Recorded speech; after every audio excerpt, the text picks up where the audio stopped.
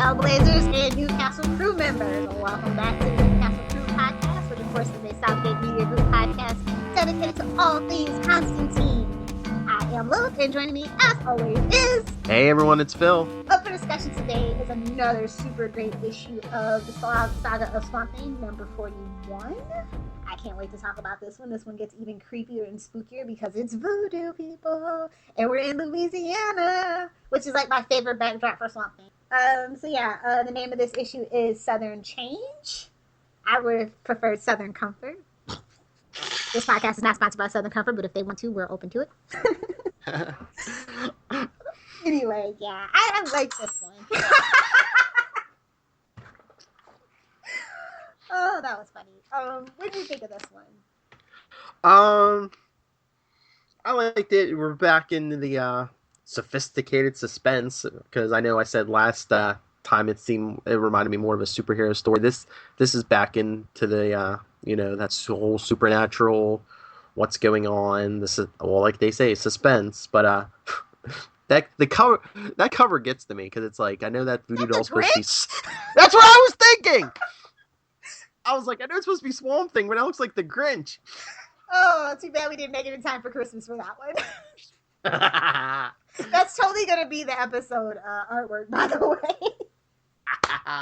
You guys, just look at the picture and you'll see it. The little blurb for it is a voodoo ritual release ancient memories and violence on the set of a soap opera. On a real southern plantation, set in the days of slavery. What could possibly go wrong? that is like, I want to see a movie of this one, because that's like a really interesting premise, actually. And we open this one with like a narrator asking what the dead think about, and how they try to rest, and if they talk, what would they have to say? And then we're just like kind of creeping through this old dilapidated plantation mansion, and it's just like, oh my god, you couldn't set a better mood of suspense, right? It's like, oh, it's a plantation, we're in the deep south, are we about to see some ghost slaves get revenge, man? Right, the whole time that's what you're thinking. You're just like, oh, who's gonna get hit with a cast iron skillet? Well, yeah, I mean, the setting's spooky enough, and then it's like, oh, you're dealing with slavery and stuff. It's like the same thing, and like they've talked about on Howard Stern sometimes. You're like, well, who was the executives who thought the idea for Hogan's Heroes was a good idea? Where should we set this comedy? Oh, in a concentration camp. Yeah, that's funny. Yeah, but no, this is the thing about Swamp Thing, why they call it sophisticated suspense. They do kind of try to tackle taboo issues in a really like well-rounded manner, like the thing with the menstrual cycles and the werewolf analogy, and like basically a domestically abused woman and she gets her revenge kind of thing. Mm-hmm. So I mean, I can appreciate that. And like I said, this is supposed to be a superbly heavily like male demographic, so I'm always surprised at the choices that they make, but not really, because Alan Moore is obviously British, and British people like to kind of poke at the edges of society and be satirical and things of that nature, so scathing at times even, but yeah, like I said, this is like the perfect kind of setting, and you're just like, okay. And then you have voodoo to boot, so that's even really, really creepy. Like, voodoo is creepy to me. Oh yeah. So, because it's like, is it really magic, or is it just like a psychological trick? Exactly. It's, what they say, only those who believe it can be hurt by it or whatever, so but then we also have they were like, Swamp Thing is in there with Abigail, and they're discussing John Constantine, and that something evil and dark happening, and they're just doing the old round table dance, basically. She's like, everything looks good, and I'm like, you just jinxed it. Right? Yeah. And it's really funny, because they're like, they make a definitive like statement. They're like, yeah, most of the black people in town have been cast as extra playing slaves, and you're just like, no. Ooh. I know, you're just waiting for like, oh yeah, and they're paying them below minimum wage. Right?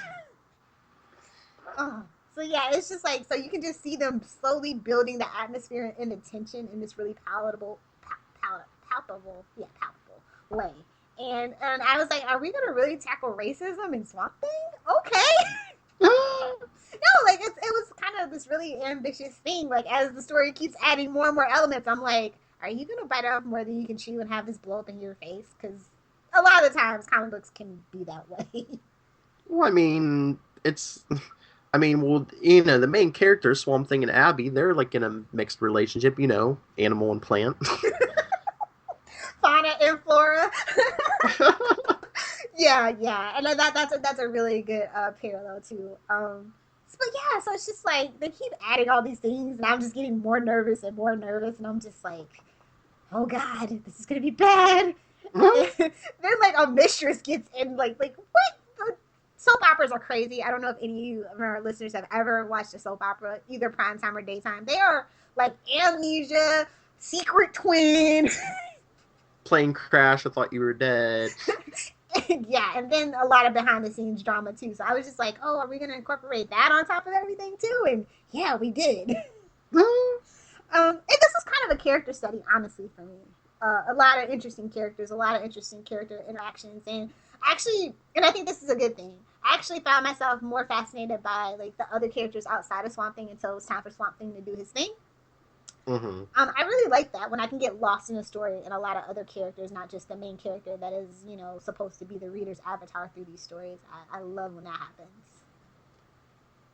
And since we're a Constantine podcast, I'd just like to point out, I think he doesn't even appear in this issue, does he? I think well, you said he gets mentioned, but I don't think he even makes an appearance. No, right? He just kind of led him to Louisiana to his own devices. You know what I mean? Oh yeah, well Constantine's never there waiting for him. He's always like, oh yeah, get there and just wait for me. I'll be there eventually. Like I said, you know, the American Gothic arc introduces Constantine. He comes in as this advisor, but he's on the periphery for a lot of this arc. But I still think Swamp Thing is a really great place to start because, you know, oh yeah, it sets the tone for you know, the Hellblazer really.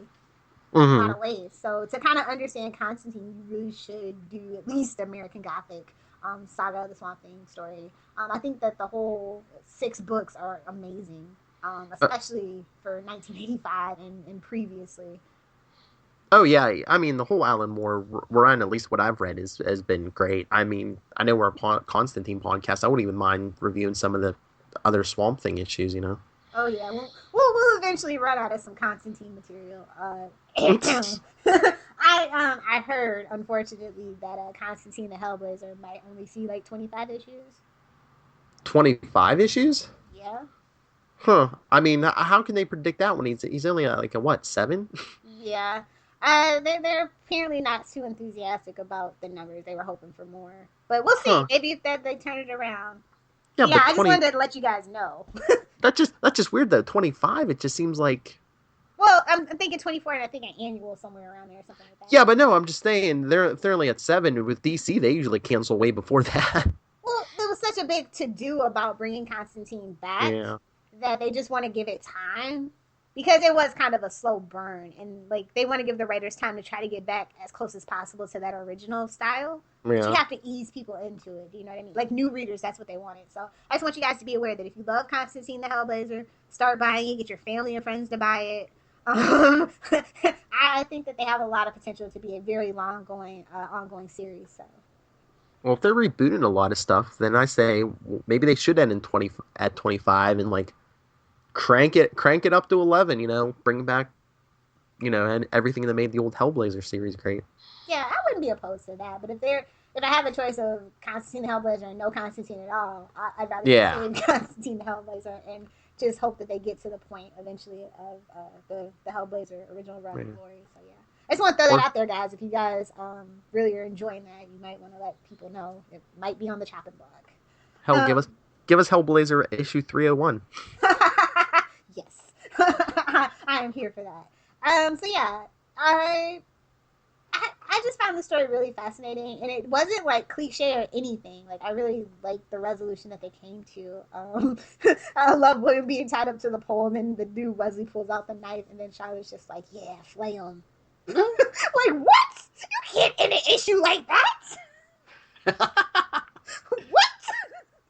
How do you think you put butts in the seats next month? They kind of get that cliffhanger, right? It was just like, for real.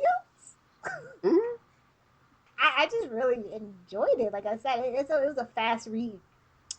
How did you feel about that cliffhanger and like all this violence and people doing cocaine and like I was just like, I just like, wow, for 85, this must have been something. But once again, I was just like, well, Alan Moore. ladies and gentlemen, and Mr. Alan Moore. That's gonna be like my catchphrase every episode. I'm just like, well, Alan Moore. Oh yeah, I it just felt like a believable set though, and then like people just Mm-hmm. slowly start like crazy things slowly start happening. I mean, like I said, this could honestly like if Swamp Thing was like a TV show, like an anthology show, or I could see this being one of the episodes. Or like the old Tales from the Crypt or something. Yes, so good. What do you think of the cover? Um, let me see. Let me pull this back up. Well, we already said it. I liked it, but like I said, just like you, I got the Grinch vibe. It looks like the Grinch, but I think it's a good summary because like you look at that cover and you know, okay, or we're gonna get some voodoo in this Oh yeah. bad boy. Um, I yeah, the cover was like okay, we got It's kind of silly, but it kind of like, okay, you're telling us, okay, you're getting some voodoo. yeah, and that's really like I said, I like the interesting concept of voodoo, and they're in Louisiana, so it's a natural choice. Mm. But yeah, it just was like okay, like I didn't know what to expect. I was just like, how is voodoo gonna be used? And then like, cause I heard him not pop at midnight before I previously started reading this, I was like, does he make an appearance in this? Or like I kept like speculating about what was gonna happen, and they went the other way with it, and I enjoy when a story isn't predictable. So. Hmm. I'm just, in a way, I don't say this a lot about comics a lot, but I'm glad I didn't read this when it originally came out in '85 because I was like 7 years old, and I don't think I could have appreciated this series as much as I do now. Mm-hmm. Hmm. I totally agree. Um, but yeah, like they did a lot of like detail shading. I really enjoyed the artwork in this one. The use of like they made really great use of the page. There weren't any like splash pages that I remember, and I'm looking. Uh, but I thought that the title page was amazing with all the tombstones and the creepy trees with the mansion in the back. Oh yeah.